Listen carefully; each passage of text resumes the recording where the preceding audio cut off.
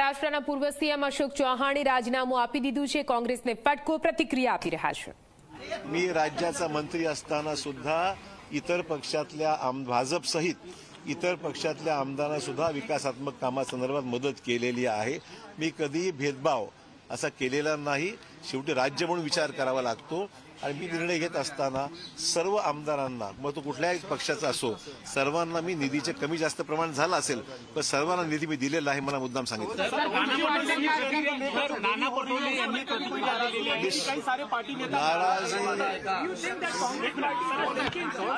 Seat sharing के बारे में शायद उतनी रफ्तार से काम नहीं हो रहा है, ये मुझे भी महसूस हो रहा है और इसीलिए निश्चित तौर पर मेरे को अभी बोलने का कोई अधिकार नहीं है। जो देख रहे हैं उनका काम है, पर वो अगर जल्दी तेजी से होता था तो फायदा निश्चित एमबीए को हो सकता था।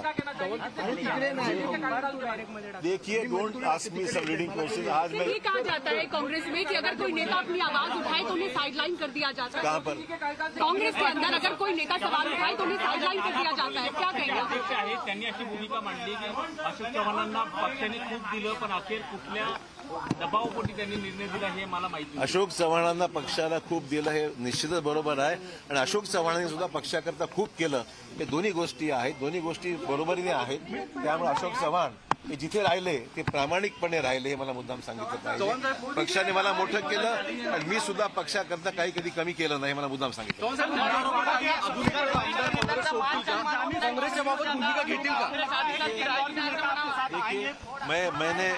मैं किसी भी नेता से मैंने बात नहीं की है।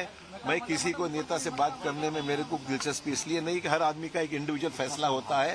मैं कोई उनके फैसले से मेरी कोई इसमें ये नहीं है, इन्वॉल्वमेंट नहीं है। पार्टी लीडरशिप से किसी के आपसे कांटेक्ट करने की कोशिश?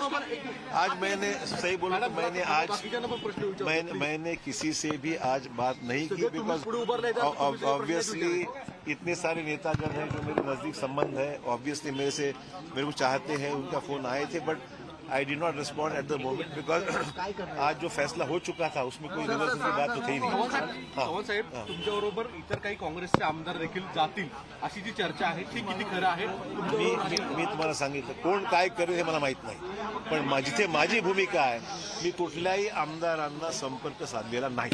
अशोक चव्हाण साहेब, कधीपासून विचार सुरू झाला काँग्रेस सोडण्याचा?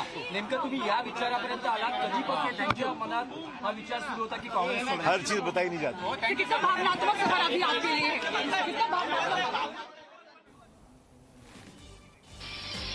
तो अशोक चौहाण ने